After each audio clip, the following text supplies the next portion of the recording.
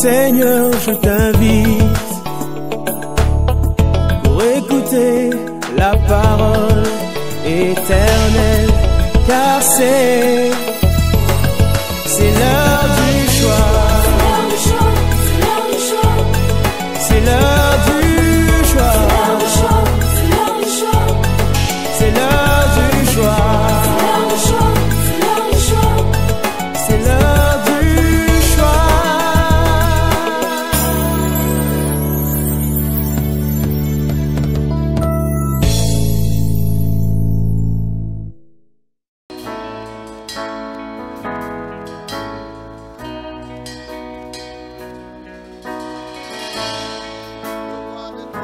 Le maître de l'univers, alléluia.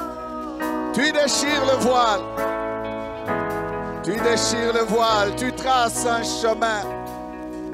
Jésus,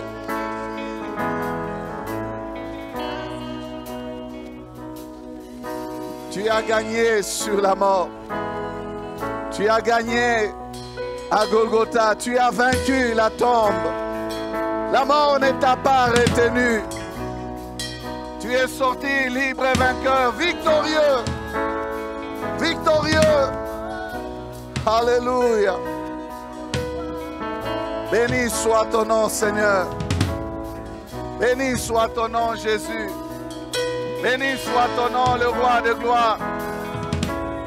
Béni soit ton nom. Merci. Merci pour cette œuvre. Merci pour la croix. Merci Jésus. Ta parole déclare qu'à peine peut-on mourir pour un homme de bien.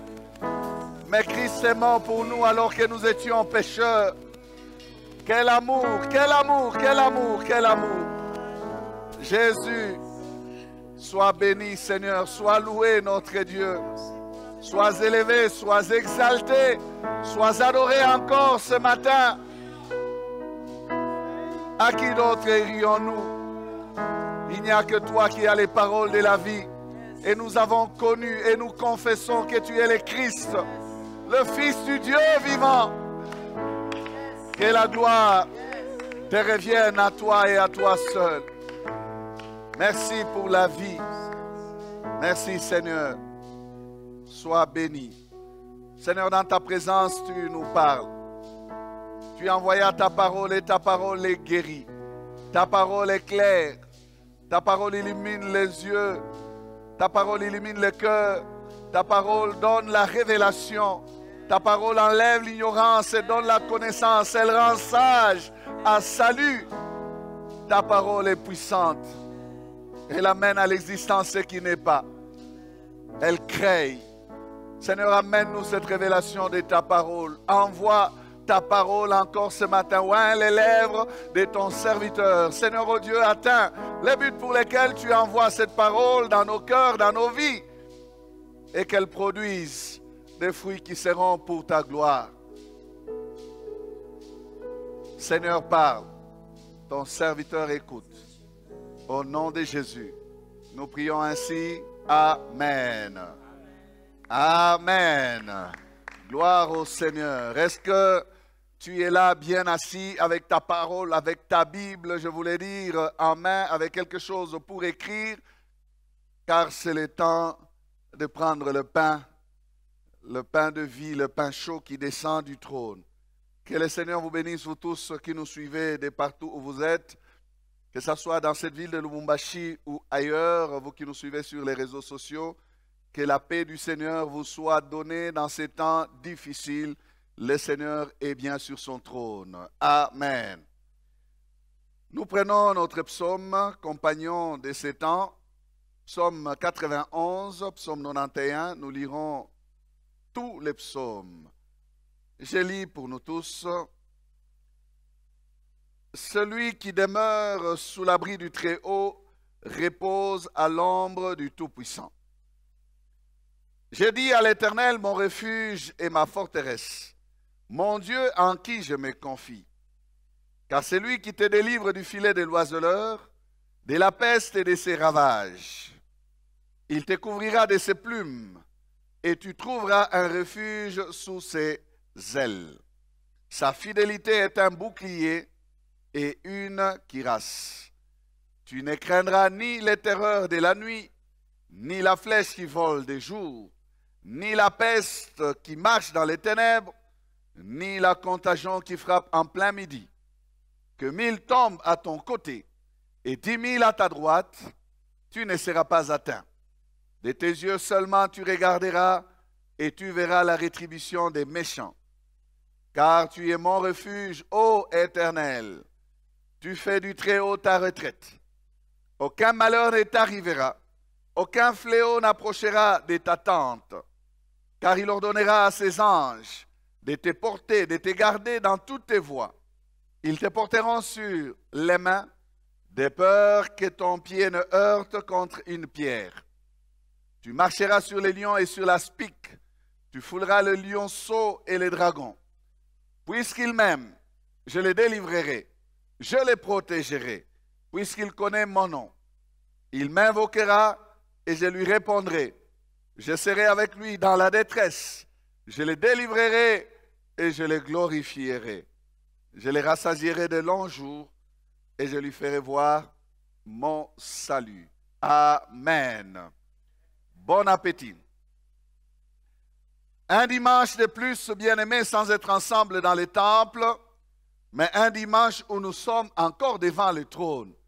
Nous pouvons ne pas être dans les temples, dans l'église, temple bâti par les mains d'hommes, et pourtant nous sommes dans la maison de Dieu, devant sa face, dans son sanctuaire, là où il nous reçoit dans ses parvis élevés. Nous pouvons, frères et sœurs, nous retrouver ensemble, tous ensemble devant le trône de la grâce, pour l'adorer, le louer, le célébrer et le bénir. Oh, quelle merveilleuse louange nous avons eue ce matin.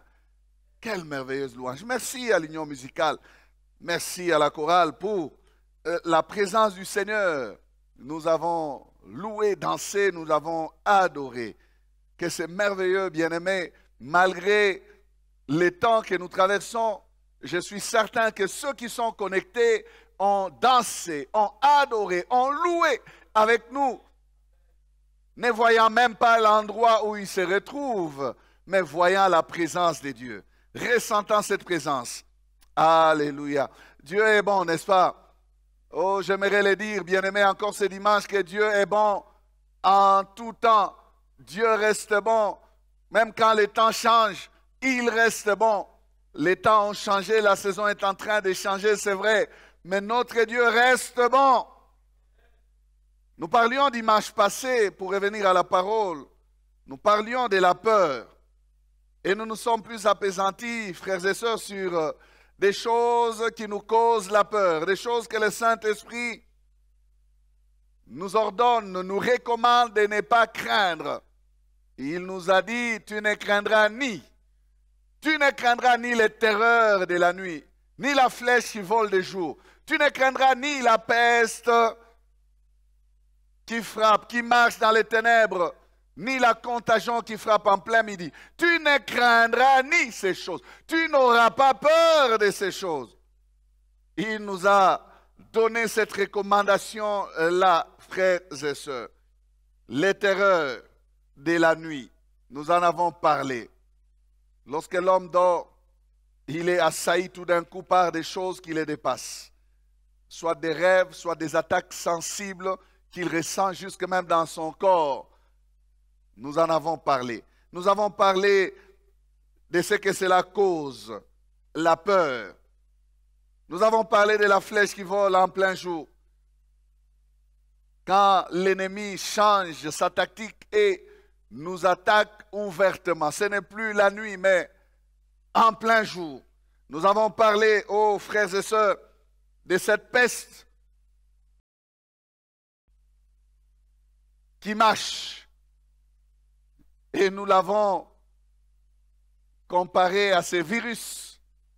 Comment ces virus peut-il aller d'un pays à un autre? Il marche. Il marche. Nous avons parlé de la contagion qui frappe en plein midi. Et là, nous nous sommes plus attardés sur la pensée de en plein midi. En plein midi, la contagion fait des ravages. À la lumière du jour, quand le soleil est à son zénith, comme on dit, alors que la connaissance de l'humanité a augmenté, alors que les hommes prétendent tout connaître, tout savoir, mais là, ils sont fragiles, fragilisés encore par cette contagion qui, malgré toute la connaissance de la médecine, de la science et de notre humanité, frères et sœurs, la contagion progresse. Et chaque jour, nous recevons des rapports. C'est comme si c'est pour nous faire encore peur que nous entendons ces chiffres terribles. Et les unes après les autres, les nations battent des records. Avant, c'était la Chine, puis ce fut l'Italie, et maintenant on dit c'est l'Espagne, et ce sont les États-Unis, ou c'est les États-Unis en tant que pays qui battent des records, des contagions. Alors, nous sommes dans le contexte du moment. Ce texte, je nous ai dit cela, nous aide à méditer et à nous fortifier durant ces temps difficiles. Nous avançons ce matin, nous relisons les 4 versets que nous avons délimités pour aujourd'hui. Nous irons du 9e verset jusqu'au 12e. Et là, il est écrit, car tu es mon refuge. Ô Éternel, tu fais du Très-Haut ta retraite. Aucun malheur ne t'arrivera. Aucun fléau n'approchera de ta tente. Car il ordonnera à ses anges de te garder dans toutes tes voies. Ils te porteront sur les mains, de peur que ton pied ne heurte contre une pierre. Amen. Nous avançons dans cette étude et nous nous édifions par la grâce du Seigneur. Le verset 9 ici nous ramène à la vérité du verset 2 où cet homme a dit, j'ai dit à l'Éternel, mon refuge et ma forteresse, mon Dieu en qui je me confie. Dieu est notre refuge. Donc, le Saint-Esprit nous donne encore, bien-aimés, la confession de cet homme. Dans la même phrase, dans ce verset, le psalmiste parle et le Saint-Esprit parle. Écoutez comment ils se répondent. Cet homme dit, car tu es mon refuge, ô Éternel. Et l'Esprit de Dieu lui dit, tu fais du Très-Haut ta retraite. Alléluia. Le psalmiste dit, car tu es mon refuge, ô Éternel. Et le Saint-Esprit lui donne la raison de sa protection. Tu fais du Très-Haut ta retraite. C'est lorsque, bien-aimé, tu fais du Très-Haut ta retraite que réellement l'Éternel devient ton refuge. Quand il confesse cela, le Saint-Esprit confirme en lui disant, c'est la bonne adresse. Tu as bien fait de trouver auprès de l'Éternel un refuge. Tu fais du Très-Haut ta retraite. Il y a ici, bien-aimé, un sens encore plus approfondi du mouvement que nous devons faire pour ne pas être atteints. Nous venons de parler de ces éléments qui nous causent des peurs. Et la conclusion de cela, c'était quoi? Malgré que ces choses frappent, Dieu tracera un rayon pour causer cette distanciation sociale dont nous avons tant besoin pour ne pas être contaminés, touchés. Dieu les fera. Il dit, de tes yeux, tu regarderas seulement ce qu'il va faire aux méchants. Et je disais que non, ce n'est pas parce que Dieu fait exception des personnes qu'il y en aura qui seront frappées. Non, il les appelle des méchants. Ce sont des personnes qui n'ont pas voulu faire du Très-Haut leur retraite. Alors, la conséquence est normale pour eux. Ils tombent, ils sont atteints. Mais le juste ne sera pas atteint. Il y a ici, bien-aimés, je disais un sens plus approfondi du mouvement que nous devons faire pour ne pas être atteints. C'est notre responsabilité de faire ces mouvements. Et le Saint-Esprit donne raison à cet homme qui peut confesser et dire, Tu es mon refuge, ô Éternel. Car tu es mon refuge, ô Éternel. Car tu es mon refuge, ô Éternel. Il dit, tu as fait du Très-Haut ta haute retraite. Tu fais du Très-Haut ta retraite. Alléluia. Ceci est un mouvement volontaire. Ceci est en notre pouvoir, bien-aimés. N'est pas rester sur les champs de bataille, mais aller se cacher auprès de Dieu. Arrêter de s'exposer au coup de l'ennemi en quittant la scène du combat et aller se cacher auprès de Dieu. Il y a cette expression française qui dit « battre en retraite ». Cette expression signifie que l'on recule quand les combats chauffent.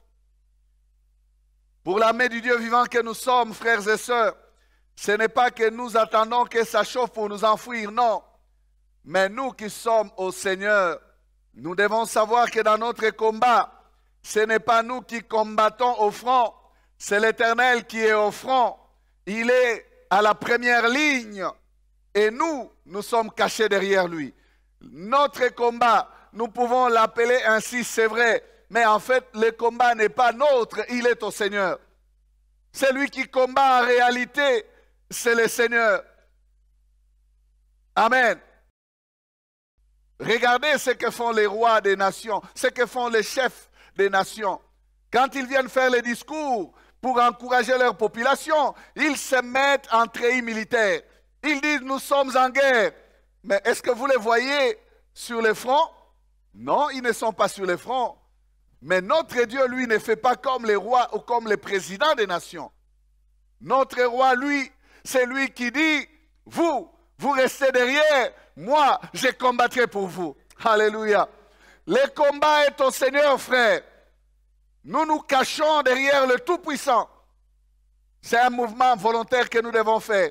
Et le Saint-Esprit dit, tu fais du Très-Haut ta retraite. Fais du Très-Haut ta retraite. Où est-ce que tu es caché, mon frère? Où est-ce que tu te réfugies? En ces temps de confinement, où est-ce que tu te caches?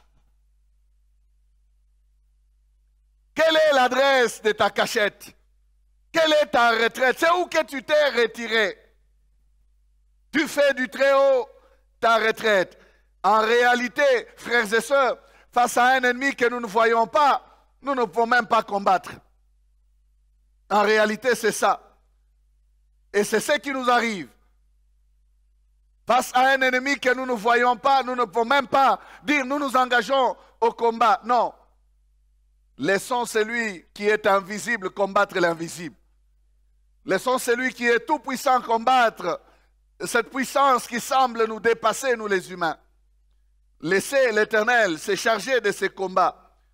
En réalité, même face au diable, ce n'est pas nous qui l'avons gagné, non. Nous sommes plus que vainqueurs. Pourquoi? Parce que Jésus-Christ a écrasé sa tête. Le combat est au Seigneur, même face au diable.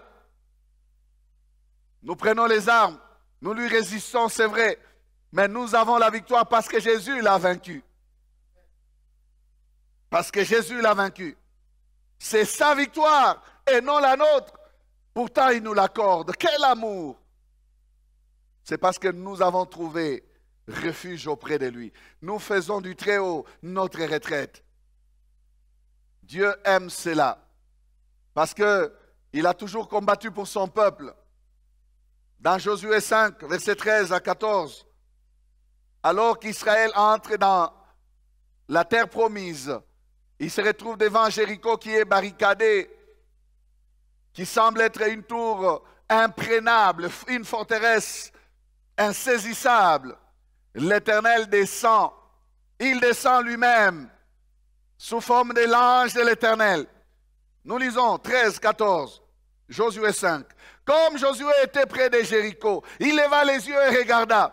Voici, un homme se tenait debout devant lui, son épée nue dans la main. Il alla vers lui et lui dit, « Es-tu des nôtres ou de nos ennemis ?»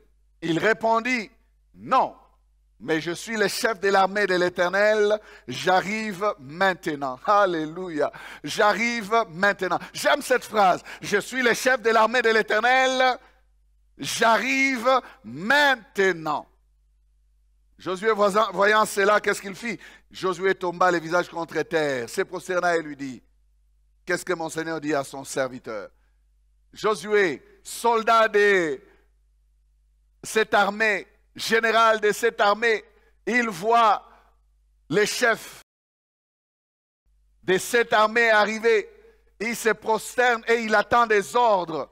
Il peut dire, comme tu viens, ce n'est pas moi, Josué, malgré ma position de chef visible, malgré ma position de conducteur de ce peuple, ce n'est plus à moi de donner des directives. Non, qu'est-ce que tu dis à ton serviteur? Qu'est-ce que mon Seigneur dit à son serviteur? Qui va désormais prendre, bien-aimé, les directions, la direction des opérations? C'est le chef de l'armée. Alléluia. Il est plus élevé en grade que Josué. Il dit, je suis le chef de l'armée, j'arrive maintenant. Bien-aimé, c'est lorsque ça chauffe que le chef de l'armée se manifeste. C'est lorsque, bien-aimé, le moment devient difficile, qu'il descend lui-même et il prend la direction du combat. Nous devons nous rassurer que même dans ces combats-ci, le chef de l'armée est au contrôle. Le chef de l'armée est déjà debout. Le chef de l'armée est déjà arrivé. Bien-aimé, durant tout le temps de pérégrination dans le désert, il ne s'est jamais manifesté pour dire « Je suis le chef de l'armée ». Non, non. Il s'est manifesté, il parlait avec Moïse, il parlait, mais il rêvait sa tenue. Lui aussi met son treillis militaire pour dire j'entre dans le combat parce que ce combat devient maintenant difficile pour mon peuple. Je me lève moi-même. Je me lève moi-même. Il se lève lui-même. Et il dit, j'arrive maintenant. Bien-aimé, oh, j'aimerais les proclamer, les confesser que l'Éternel est déjà dans cette affaire, malgré que nous ne le voyons pas, malgré que nous n'avons pas, bien-aimé, les yeux pour le voir, mais il est déjà dans cette affaire. Il dit, j'arrive maintenant. J'arrive maintenant. Pourquoi? C'est les choses sérieuses, ou ce sont des choses sérieuses qui commencent maintenant. Il est question maintenant de prendre l'héritage. Il est question maintenant de se saisir de ce qu'il nous a réservé. Nous ne pourrons le faire par nous-mêmes. Alors, il arrive. Il arrive pour écraser les ennemis. Des choses surnaturelles vont se faire. Le peuple aura à faire sa part, mais l'Éternel faisait aussi sa part. Il était là. On ne l'a pas vu devant en train de tuer. On ne l'a pas vu physiquement devant, mais il était là. Il a dit, j'arrive maintenant. Et puis il va disparaître, mais il était là. Tu fais du Très-Haut ta retraite. Sois derrière le Très-Haut, mon frère. Il n'a jamais promis que nous n'allons pas connaître les combats. Il n'a jamais promis que nous n'allons pas traverser les grandes eaux. Il n'a jamais promis que nous n'allons pas traverser le feu. Mais il a promis une chose. Il nous a rassuré qu'il sera avec nous. Quand tu traverseras les grandes eaux, elles ne te submergeront pas. Quand tu traverseras les feux, il ne te consumera pas. Pourquoi? Car je serai avec toi. Il dit aussi, je suis avec vous tous les jours jusqu'à la fin du monde. Frères et sœurs, croyez-vous qu'il est avec nous? Dans des temps comme ceci, c'est comme si les chrétiens se sentent abandonnés, délaissés. Ils se disent, est-ce que Dieu est encore avec nous? C'est pas mauvais de revoir sa façon de marcher. C'est pas mauvais de confesser ses péchés. C'est pas mauvais de faire toutes ces choses. Mais c'est l'heure aussi où les enfants de Dieu qui marchent dans la crainte de Dieu gardent leur tête haute. Ils gardent les yeux fixés sur celui qui a dit « Je suis avec vous ». Ils ne se sentent pas délaissés pour commencer à souffrir de culpabilité, pour dire « Dieu nous a abandonnés, voilà pourquoi toutes ces choses nous arrivent. Dieu nous a délaissés, voilà pourquoi toutes ces choses arrivent. » Non, je suis avec vous. Tu fais du Très-Haut ta retraite. Tu fais du très haut ta retraite. Fais du très haut ta retraite. Amen. Il est le spécialiste de toutes sortes de combats. Que ce soit les combats sur la montagne ou les combats dans la vallée. Dieu est le spécialiste de toutes sortes de combats. Que ce soit des combats physiques, les corps à corps. Que ce soit des combats à distance. Que ce soit des combats avec des missiles. Lisez la parole de Dieu, frère. Quel genre de combat Dieu n'a pas mené? Et quel genre de combat Dieu n'a pas gagné? Vous voulez aller sur le terrain de pierre, il utilise des pierres pour renverser des Goliaths. Vous voulez aller sur le terrain de chars, il déroule les roues des chars des Égyptiens pour les mettre en déroute. Qu'est-ce qu'il n'a pas fait? Vous voulez l'épée? Non, il fait tourner les attaquants, les assaillants, les uns contre les autres, et ils ont commencé à s'entretuer avec leurs épées. Dieu est le spécialiste de toutes sortes de combats. Dans ces combats-ci, il est encore notre retraite. Alléluia. Nous trouvons que ça nous dépasse. Nous faisons quoi? Nous nous cachons derrière lui. Ces principes, je vais insister encore sur ces principes. C'est un mouvement volontaire que nous devons faire. Dieu est toujours là. Il est toujours fort. Il est toujours victorieux. Il attend que nous fassions de lui notre retraite. Allons nous cacher. Dans des temps comme ceci, frères et sœurs, faisons du très haut notre retraite.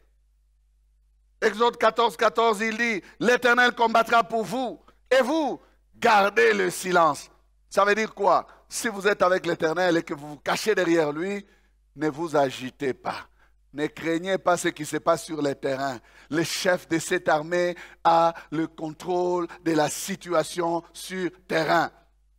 Pas raison de t'agiter, pas besoin de t'inquiéter outre mesure. Laisse-les faire. Faire du très haut sa retraite, c'est cela.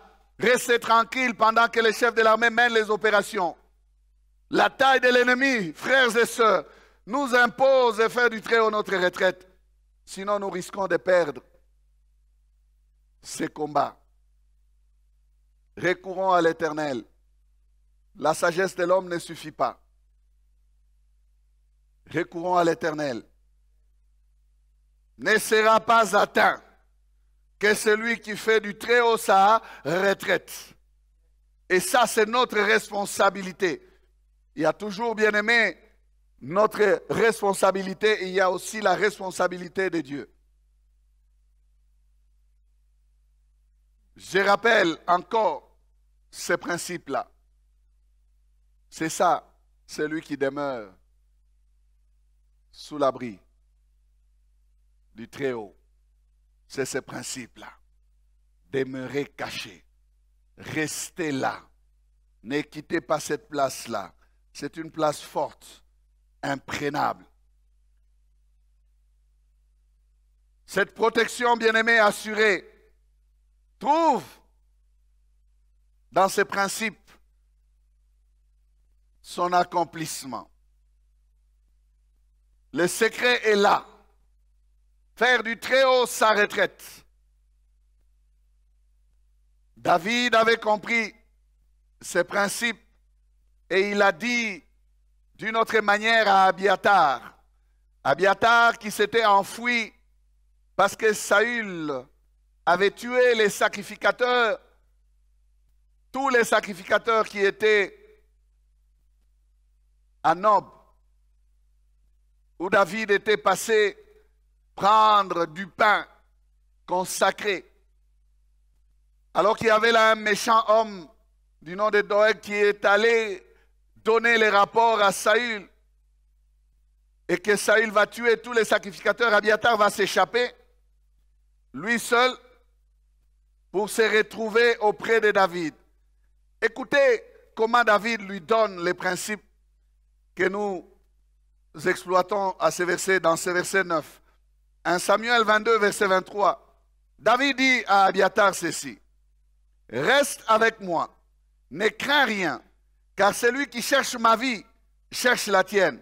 Près de moi, tu seras bien gardé. Amen. Reste avec moi. Ne crains rien. Car celui qui cherche ta vie, cherche la mienne. Ou le contraire. Celui qui cherche ma vie, cherche la tienne. Près de moi, tu seras bien gardé. Regardez. Nous n'étions même pas encore là que Satan avait commencé à faire des problèmes avec le Seigneur. Et quand nous nous sommes venus, il a commencé à nous faire des problèmes. Et nous n'étions pas là. Jésus-Christ a renversé Satan, a écrasé la tête du serpent. Et Jésus-Christ se dit, venez à moi. Pourquoi? Si vous restez là où vous êtes là, c'est lui qui me combat moi, qui a toujours été l'opposant de mes voies. Il vous combattra aussi. C'est auprès de moi que vous serez bien gardés. En fait, ici, ce n'est pas David qui parle, c'est Jésus qui nous parle. Qui dit, près de moi, tu seras bien gardé. Tu ne peux pas être très bien gardé loin de Dieu. Tu ne peux pas être bien gardé, bien-aimé, dans le monde. Non. Regardez-les comment ils paniquent dans le monde. Tu ne peux pas être bien gardé. Il dit, près de moi, tu seras bien gardé. Satan, l'ennemi, n'est pas que notre ennemi, il est l'ennemi de Jésus-Christ. Il est en guerre contre le Seigneur. Et celui qui l'a vaincu, c'est le Seigneur. Si nous restons près du Seigneur, nous serons aussi plus que vainqueurs de Satan. Notre victoire dépend, bien-aimé, de notre retraite. Notre victoire dépend de notre refuge. Notre victoire dépend de notre position. Notre victoire dépend du fait que nous sommes en Christ.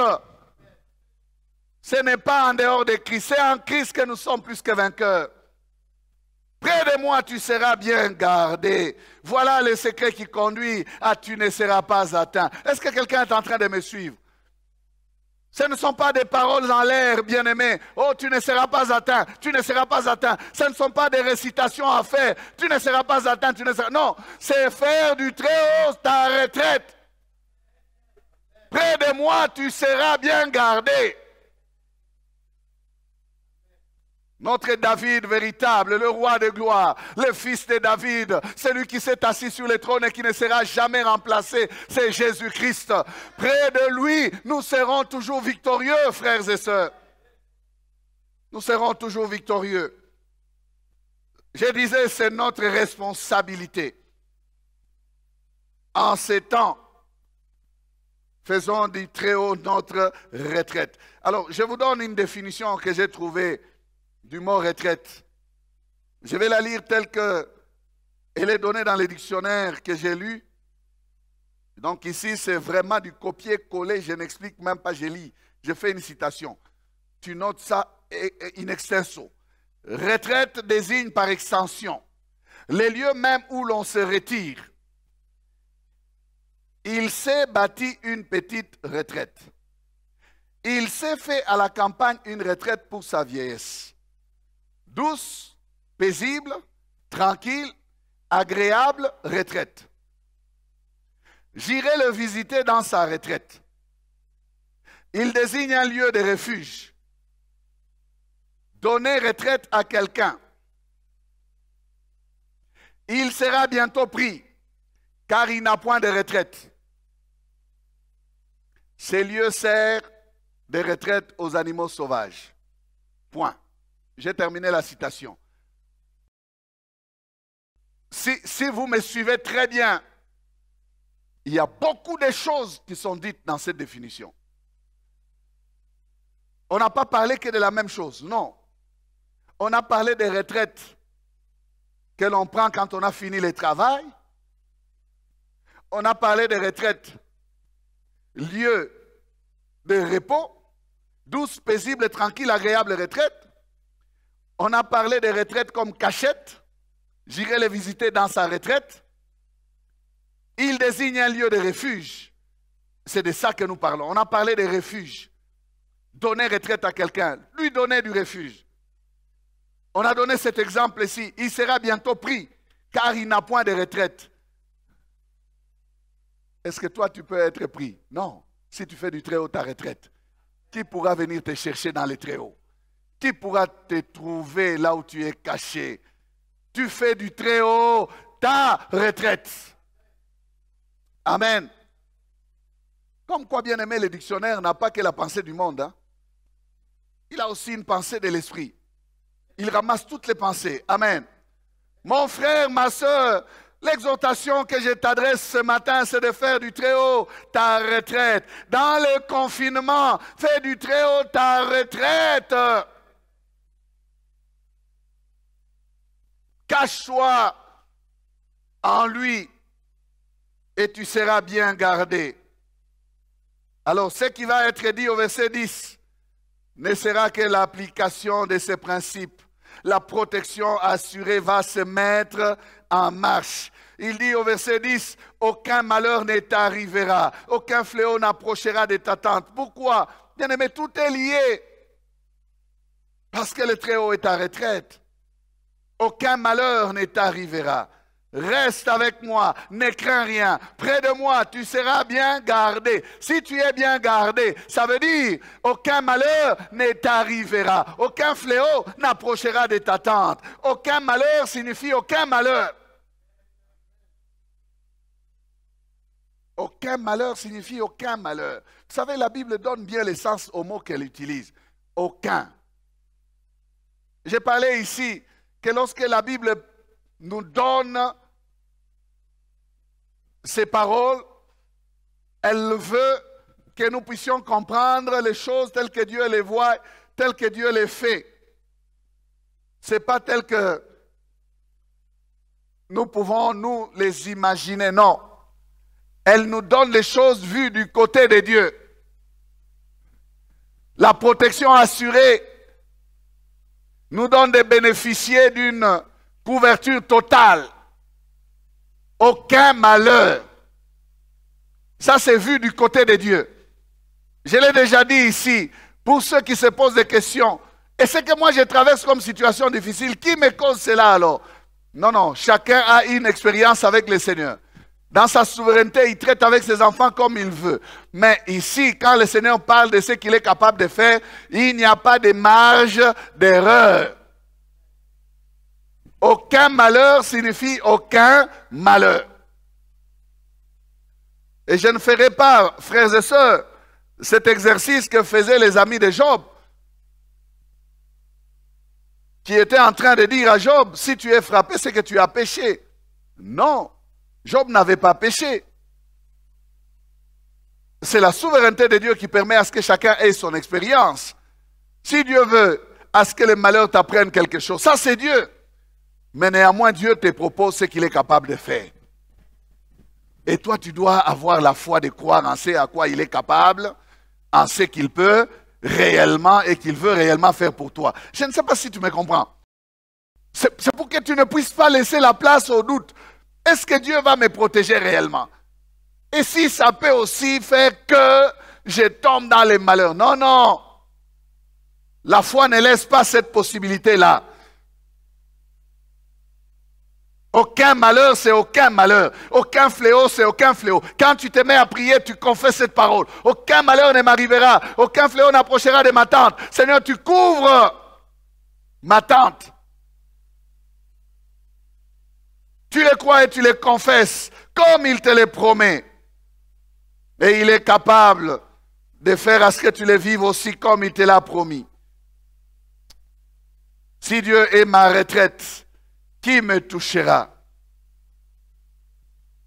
Si l'Éternel est mon refuge, qu'est-ce qui va m'atteindre? Qu'est-ce qui va approcher de ma tente? Aucun malheur. Confesse avec moi cette parole. Aucun malheur. Aucun malheur. Oh oui, aucun malheur. Nous avons chanté tout à l'heure ici, quand tout s'effondre. Sœur Rachel, c'est toi qui chantais. Tu peux chanter le couplet là. Chante ça. Chante. Chante là-bas. Chante au micro. Si tout s'effondre, qu'est-ce qui va arriver? Si tout s'effondre, qu'est-ce qui se passe? Devant mes yeux, tu resterais là. Je sais que tu m'aimes. Je sais que tu m'aimes. Alléluia. Oh oui, si tout s'effondre devant mes yeux, sous mes yeux, tu resteras là. Alléluia. Voilà une confession de foi. Les choses s'effondrent sous nos yeux. Ne dis pas qu'il n'est plus là. Oh, Dieu nous a abandonnés. Non, je sais que tu m'aimes. Ce n'est pas parce que les choses s'effondrent que ton amour s'est retiré de moi. Non, non, non, non, non. Non. La protection a assuré s'étend, bien-aimé, sur notre tente. Regardez comment Dieu est bon. Avec Dieu, c'est moi et ma maison. Ce n'est pas une affaire de l'individu seulement, non. C'est aucun malheur ne t'arrivera, aucun fléau n'approchera de ta tente. Dieu ne sauve pas que le papa seul, non. Dieu ne sauve pas que la maman seule, non. Dieu sauve ceux de nos maisons. Ça s'étend sur notre tente. Bien-aimé, Dieu nous a donné des personnes auxquelles nous tenons. Comment est-ce que nous allons être sécurisés? Papa est caché dans sa chambre, rien ne lui arrive et tout tombe sur les enfants. Non, non, non, non, non. Sa protection assurée s'étend sur sa tente. Sur ta tente. Sur ta maison. Alléluia. Versets 11 et 12. Car il ordonnera à ses anges de te garder dans toutes tes voies. Ils te porteront sur les mains, de peur que ton pied ne heurte contre une pierre. Il faut dire amen à cette parole. Vous savez, beaucoup de personnes hésitent de confesser cette parole. Pourquoi? Parce que Jésus-Christ en a parlé. Ils trouvent que ça, c'est une parole que le diable avait touchée. Non, non, frère. C'est notre parole. C'est notre parole. C'est notre parole. Alléluia. Le Saint-Esprit nous dévoile, frères et sœurs, la richesse du mode opératoire du chef de l'armée. Il est le chef de l'armée. Il n'est pas seul, il a une grande armée. Il a une grande armée. Il nous révèle le mode de ses opérations. Dieu opère aussi par les anges. Dieu a une armée d'anges à sa disposition. Nous devons croire, bien-aimés, que lorsque nous sommes en difficulté, même les anges peuvent entrer en mouvement et intervenir aussi en notre faveur. Croyons en ces immenses stratégies. Les anges sont là. Les anges sont là. Je sais que nous ne parlons pas trop d'anges. Et pour ceux qui aiment les combats spirituels, nous parlons trop des démons. Je sais que c'est une erreur grave que nous faisons, de ne voir que les démons, de craindre les démons, de sursauter face aux démons. Mais nous n'avons pas assez confiance que les anges du Seigneur sont aussi à notre disposition. Écoutez comment le Saint-Esprit parle. Il dit, car il ordonnera à ses anges. Ce ne sont pas tes anges à toi. Ce sont les anges du chef de l'armée. Ce sont des anges qui sont à ta disposition, mais que le chef de l'armée commande. Hébreux chapitre 1er, verset 14 dit, ne sont-ils pas tous des esprits au service de Dieu, envoyés pour exercer un ministère en faveur de ceux qui doivent hériter du salut? Voilà le ministère des anges. Ils sont à notre disposition. Ils ont un ministère à faire en notre faveur. Les anges sont là. Dieu les envoie et ils obéissent. Psaume 103, verset 20 à 21. Bénissez l'Éternel, vous ses anges, qui êtes puissants en force et qui exécutez ses ordres. Qui font quoi? Qui exécutez ses ordres en obéissant à la voix de sa parole. Bénissez l'Éternel, vous toutes ces armées qui êtes ses serviteurs et qui faites sa volonté. Amen. Qui êtes ses serviteurs et qui faites sa volonté. Arrêtons de ne voir que les démons. Il y a aussi les anges de Dieu. Et ils sont en plus grand nombre que les démons. Élisée pouvait dire, ceux qui sont avec nous sont en plus grand nombre que ceux qui sont avec eux. Il dira, Seigneur, ouvre-lui les yeux. Et cet homme va voir des chars tout autour de la montagne qui entouraient Élisée et toute l'armée de Syrie. Ils étaient réellement en plus grand nombre. Bien-aimés, les anges sont en plus grand nombre. Satan n'en a fait tomber qu'un tiers. Il y a 2 tiers qui sont restés fidèles à Dieu et qui exécutent les ordres de Dieu avec fidélité. Et la bonne nouvelle de ce matin à propos des anges, c'est laquelle? C'est que les anges sont à notre disposition.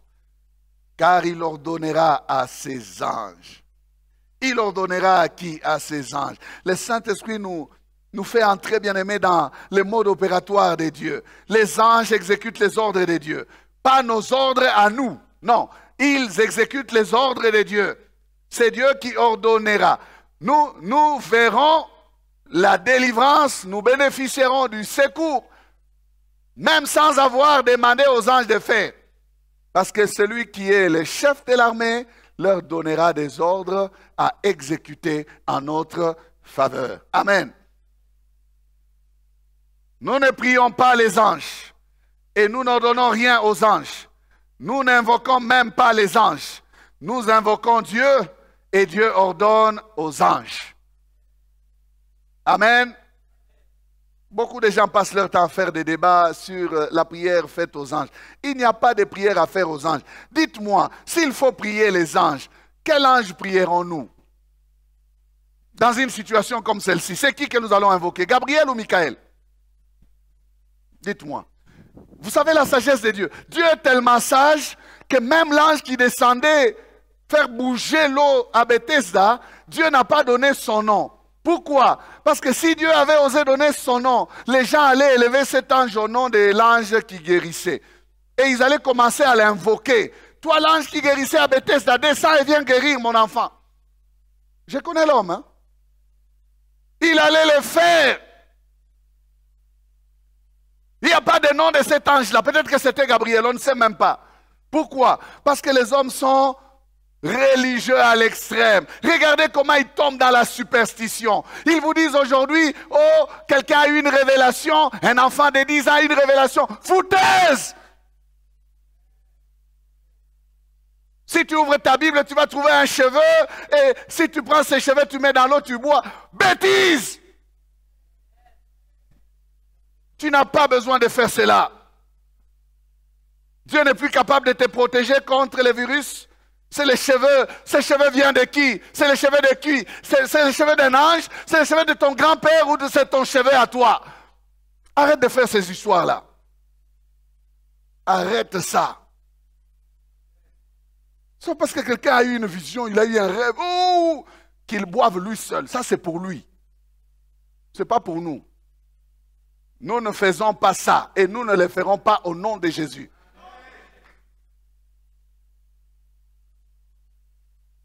Dites-moi, c'est quel ange que nous allions prier? Oh, l'ange de la santé, viens maintenant nous protéger. C'est quel ange? Nous allons adresser nos prières à quel ange? Oh, ange de la sécurité. Ange de la sécurité. Ange de l'accompagnement. Ange de la protection. C'est quel ange que allons-nous invoquer? Bien-aimés, nous passons notre temps dans des choses qui ne sont pas bibliques. Non, revenons à la parole de Dieu. Hein? Fais du très haut ta retraite. Fais du très haut ta retraite. Invoque le très haut. Invoque le très haut. Nous invoquons le nom de l'Éternel. C'est lui l'Éternel qui sait quel mode opératoire il va utiliser, par quelle opération il va passer, quel moyen il va utiliser. Écoutez, Dieu est tellement riche en méthodes. Dieu peut venir lui-même intervenir. Le chef de l'armée lui-même se tient là. Dieu peut envoyer les anges, mais Dieu peut utiliser aussi les hommes. Dieu peut utiliser les temps. Dieu peut utiliser les circonstances. Dieu peut utiliser les choses. Dieu peut utiliser la lune. Il peut utiliser le soleil, il peut utiliser les astres. Dieu peut utiliser n'importe quoi pour intervenir et tu n'as pas besoin de lui dire Dieu passe par tel moyen. Non, c'est lui qui choisit. Toi, tu parles à Dieu et Dieu regarde comment intervenir dans ta situation. Voilà pourquoi quand j'ai parlé du cheveu ici, j'ai dit, s'il a parlé à ces garçons-là de boire son cheveu, c'est à lui qu'il a parlé. Il n'a qu'à obéir à son Dieu. Il n'a pas imposé à tout le monde. Est-ce que Dieu lui a dit de nous dire à nous pour boire? Ce n'est pas notre affaire. Dieu nous a parlé déjà par la parole de Dieu. Pour nous, ça suffit. Ne prends pas ta révélation, ton expérience personnelle pour l'imposer à tout le monde. Non. Et même lorsque Dieu demandera quelque chose pour que tout le monde le fasse, il faudrait que cela soit soutenu par sa parole. La parole telle qu'elle est écrite là. Tant que cela n'est pas soutenu par la parole qui est écrite, parce que la révélation est déjà donnée, toute révélation ou soi-disant révélation qui contredit celle qui est écrite est une fausse révélation. Il n'y a pas besoin d'hésiter à la rejeter. Amen. Dieu peut envoyer ses anges, tout comme Dieu peut utiliser d'autres moyens, même les temps et les circonstances lui sont soumis. Il est souverain. Amen. Le diable a mal utilisé ce verset. Il est allé dire à Jésus, nous trouvons ce verset dans Matthieu 4, 5 à 7. Le diable les transporta dans la ville sainte, les plaça sur les hauts du temple, et lui dit, si tu es le fils, ou si tu es fils de Dieu, jette-toi en bas, car il est écrit, donnera des ordres à ses anges à ton sujet, et ils te porteront sur les mains, de peur que ton pied ne heurte contre une pierre. Jésus lui dit, il est aussi écrit, tu ne tenteras point le Seigneur ton Dieu. Amen. La proposition du diable ne passe pas. Pourquoi? Parce que, bien aimé, nous sommes en face ici des choses sérieuses. Nous ne sommes pas dans un spectacle que nous montons de toutes pièces avec des scènes à répéter pour voir comment ça marche. Voilà ce que voulait le diable. La proposition du diable devient une tentation. C'est une tentation justement. Pourquoi? Parce que ce n'est pas une situation réelle dans laquelle se retrouvait Jésus. Non. Mais c'est une situation montée, une situation provoquée de toutes pièces. Et il veut que la parole de Dieu soit juste vérifiée. Si ce qui est écrit va, alors c'est fait. Non, ça ne se passe pas comme ça, mon ami. Ça ne se passe pas comme ça. Laissez-moi nous dire que la protection assurée ne marche pas quand le danger est provoqué. Non. La protection assurée ne marche pas quand le danger est provoqué. Non. Nous ne demandons pas l'intervention du Seigneur juste pour voir comment ça marche. Après avoir cassé les principes, après avoir cassé la loi, après avoir commis des bêtises en âme et conscience. Non, ça ne marche pas comme ça. Juste pour le plaisir de vérifier s'il est là à l'écoute. Non, ça ne marche pas comme ça. Nous ne crions pas au secours sans être en danger. Non, ça ne marche pas comme ça. Ce n'est pas une mise en scène.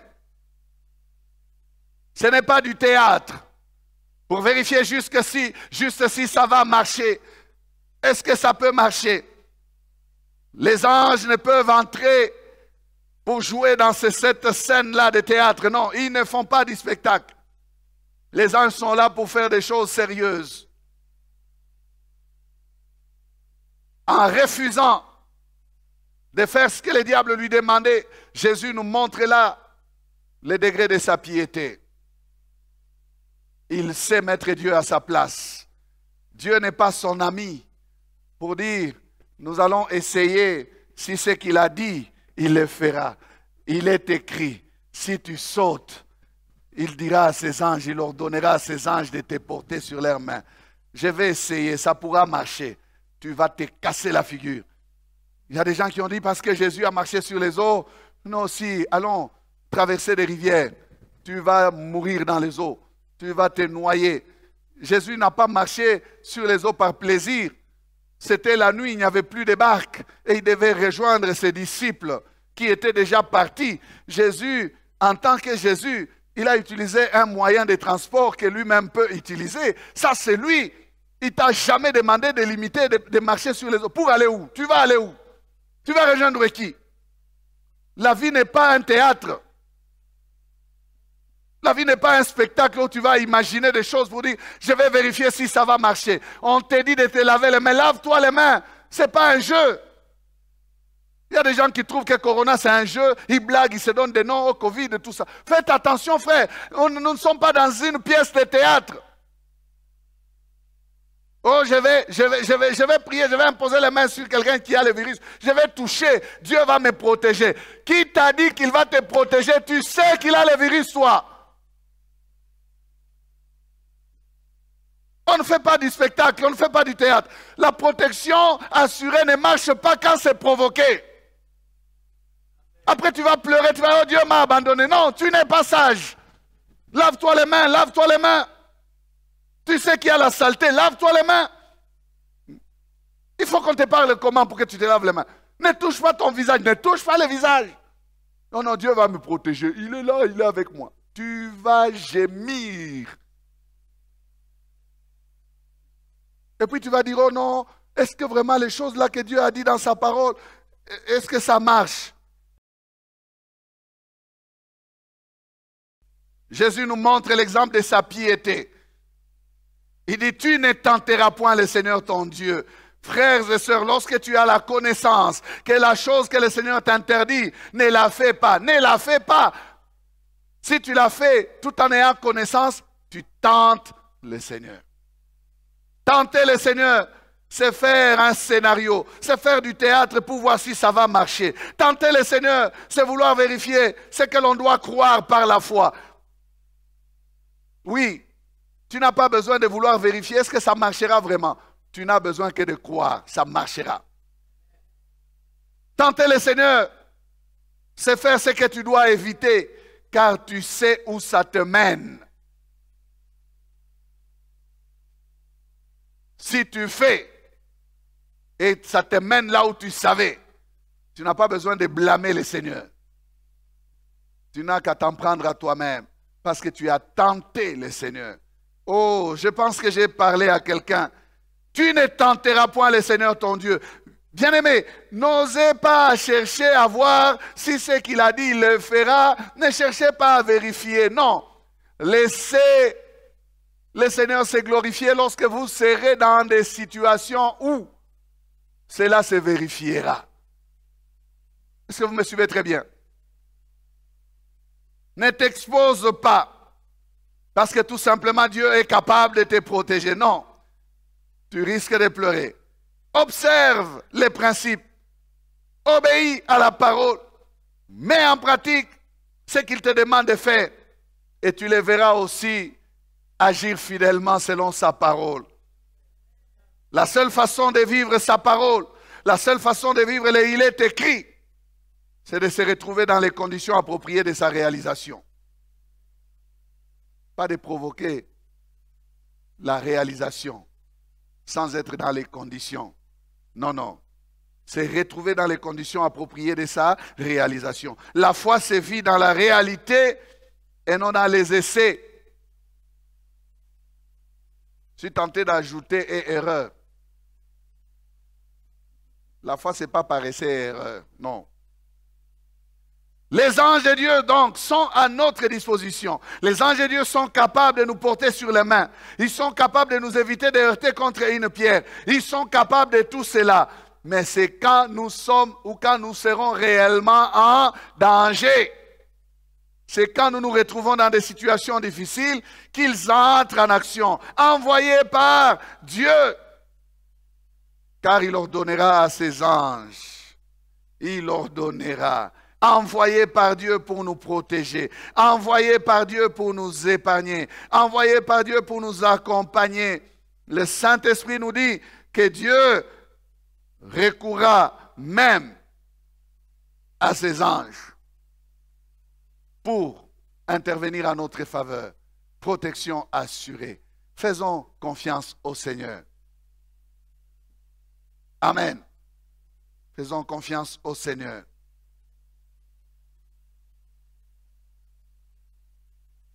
Je me souviens d'un jour où nous étions avec mon épouse sur la route de Kasenga. Nous allions quelque part. J'ai mis les clignotants pour aller à gauche, entrer sur une ruelle. Je n'avais pas vu les camions qui étaient en train de venir derrière. Et les camions qui étaient en train de venir derrière n'avaient pas vu aussi les clignotants que j'avais mis. Je me dis, c'est là parce que je ne peux pas comprendre que moi je vais entrer à gauche, mais ces camions-là viennent passer aussi à gauche. Dans les véhicules où nous étions bien-aimés, nous avons senti seulement un grand bruit qui est passé à gauche. Et ces camions étaient en pleine vitesse. Je n'ai jamais su expliquer comment nous étions arrêtés là et comment nous avions évité les chocs. Est-ce que le Seigneur avait appuyé sur les freins?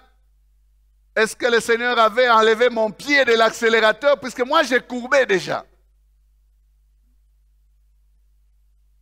Je me suis retrouvé là, quelques secondes après, en train de réaliser ce qui allait se passer.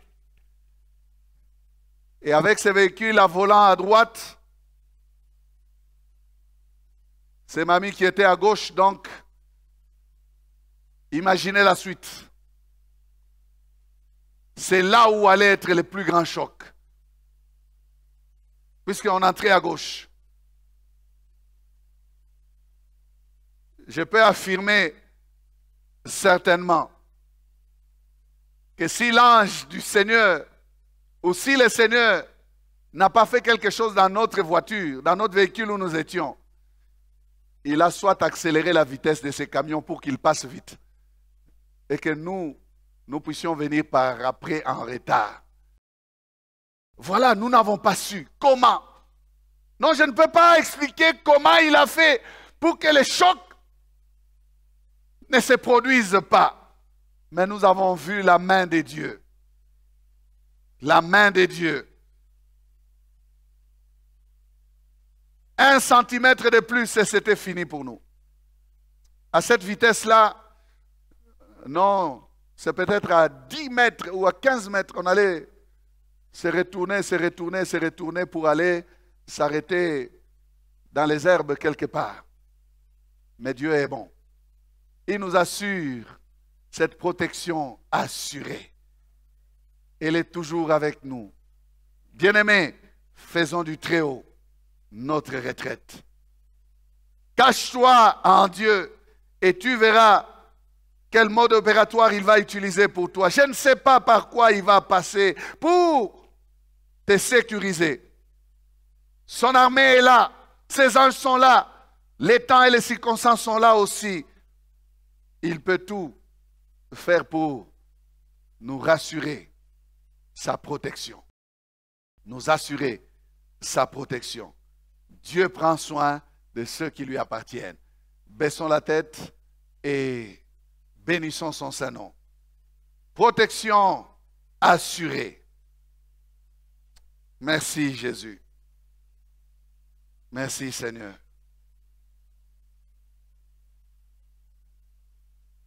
Tu as suivi ce message. Tu as besoin de te cacher en Dieu. Tu t'élèves avec moi là où tu es et tu fais cette prière ensemble avec moi. C'est une décision volontaire que tu dois prendre. C'est un mouvement volontaire à faire. Faire du très haut ta retraite. Viens te cacher sous l'ombre du Tout-Puissant. Viens te cacher derrière celui qui a déjà vaincu. Il dit, près de moi, tu seras bien gardé.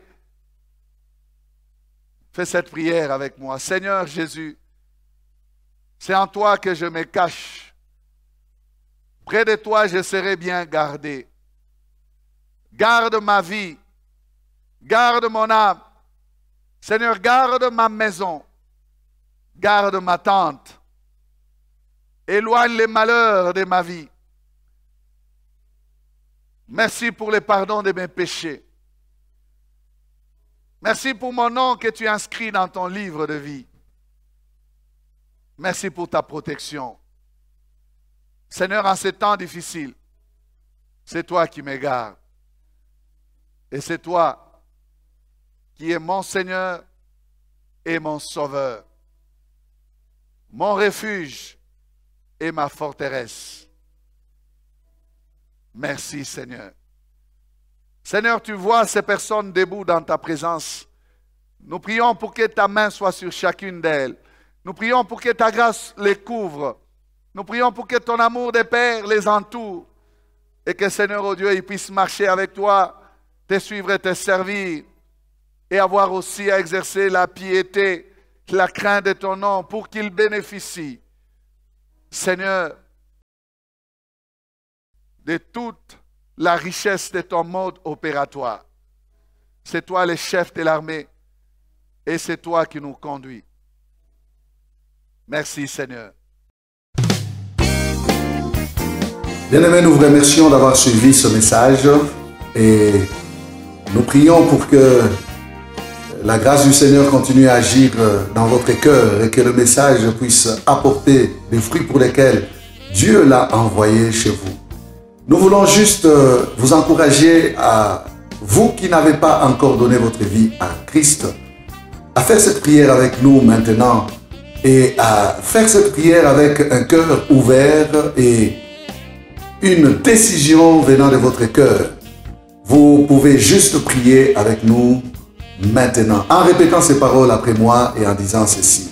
Seigneur Jésus, je t'ouvre mon cœur, je te donne ma vie. Sois mon Seigneur et mon Sauveur. Pardonne mes péchés, Seigneur. Inscris mon nom dans ton livre de vie. Je m'abandonne à toi. Que le Saint-Esprit m'aide à te suivre et à te servir. Merci pour la nouveauté de vie et merci pour, Seigneur, au Dieu de gloire, l'obéissance à ta parole que tu crées en moi. Parce que c'est toi qui crées le vouloir et le faire, selon ton bon plaisir. Je te dis merci. Amen. Que Dieu vous bénisse parce que vous avez pris la décision de devenir chrétien et de vous engager à suivre Jésus et à les servir. Vous pouvez nous contacter au numéro qui apparaît à l'écran et nous serons toujours disposés à répondre à vos questions, à vos préoccupations. Nous sommes là pour vous servir et nous serons aussi heureux d'avoir un temps de prière avec vous dans nos installations 6 avenue Kasavubu, Sandoa, à l'église La Parole Éternelle ici à Lubumbashi. Que Dieu vous bénisse, que sa grâce et sa paix soient dans vos maisons. Au revoir, nous vous aimons.